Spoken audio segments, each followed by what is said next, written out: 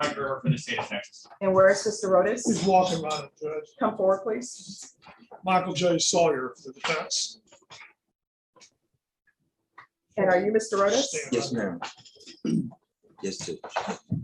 All right, you entered a plea on April 18th of no contest and applied for deferred adjudication. The state is opposed to your application. The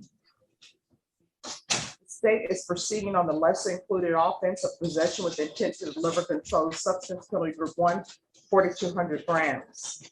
Have both parties had a chance to review the PSI report, state? Yes, Judge. Defense? Yes, Your Honor.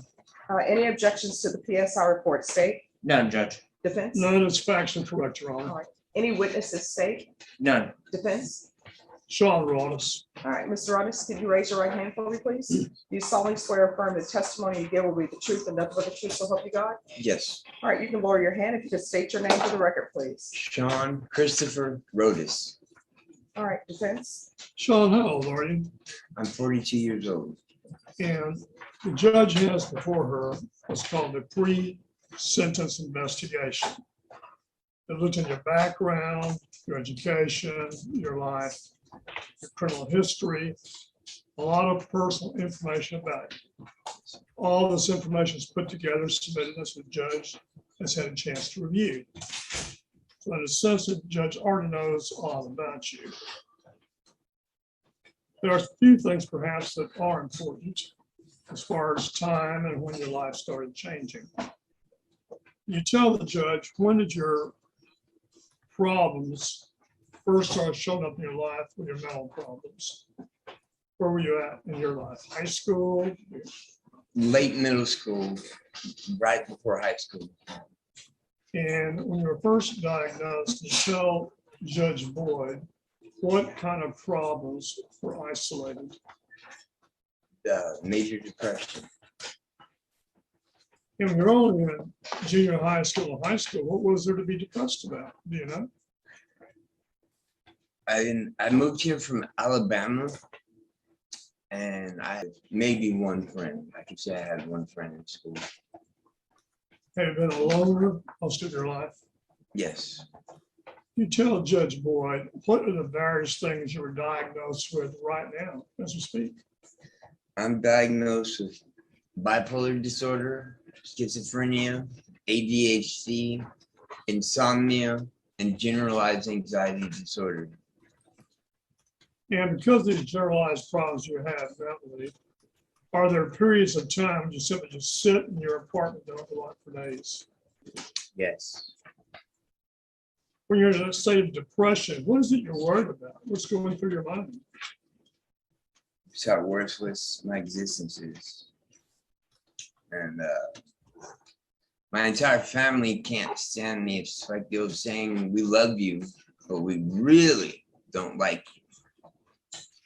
you. When did this mental issues cause a disability where you could no longer work or on disability? How old were you?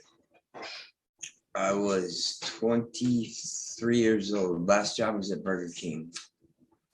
Did you like working? No. What did you not like about working prior to being disabled? Well, I was already depressed and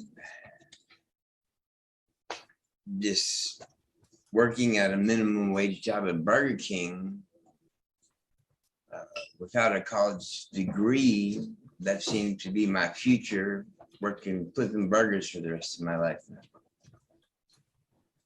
In spite of all of your problems, you still have plans, or you hope there's some way you can overcome these problems and get some kind of job that can lift you out of your current condition. I think so. Someday, soon. One of the major problems you have that you told me about, may not be in the PSI, is you depend very heavily on the disability for the basic medical care you get. That's all I have is the health insurance that comes with disabilities. SSDI provides excellent health insurance, and it pays for my medications, which are just very important. It pays for transportation, 2 doctor's visits. They pay in case of an emergency, it pays for ambulance rides, it pays for inpatient care, it pays for anything medical, basically. Now, you're before the court on a very serious charge, you know that. Yes, yes. And this is not a day for excuses. This is a day to tell the court how you got into this jam. Yes. What was the actual cause of you to get into this situation with the drugs? I've had the lowest of quality of life for the entire time I've been on SSDI since 2003. I get $20 a month food stamps, and I've been flat broke for like 17 years. And I was given an opportunity to make some money on the side, kind of thing. And someone I thought was a dear friend of mine took advantage of me and my kindness. I believe you explained to probation the police at the time of your arrest. You don't use drugs, do you? You don't use methamphetamine. You had a large amount of methamphetamine there. Were you making money off the drugs, or was someone using your apartment as a place to sell the drugs? They were using my apartment. And you got a little cut out of that, right? A little bit of money. A little bit. And that's what you're hoping to get you through and tide you over financially. Yes. If the judge sees fit to grant probation, would you be asked to see if probation can help you get a job and produce extra money for you, at the same time not cause you to lose your benefits? That would be amazing. Can you tell the judges day to day what do you actually live on meal wise? I get $20 a month stamps, and that was lowered last year from $21 a month. Food stamps. When I get my food stamps, I buy 2 cases of ramen. I get a loaf of bread, butter, and a 2-pound bag of sugar. That's about it.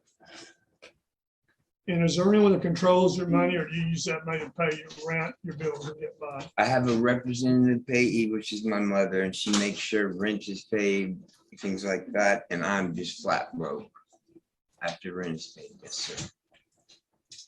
No, you made this mistake. It could affect you for the rest of your life, and will affect you no matter what. Yes, sir. But you look Judge Boyd in the eye, I just want to tell her, if she to grant you probation, will you ever allow yourself to fall in this trap again? No.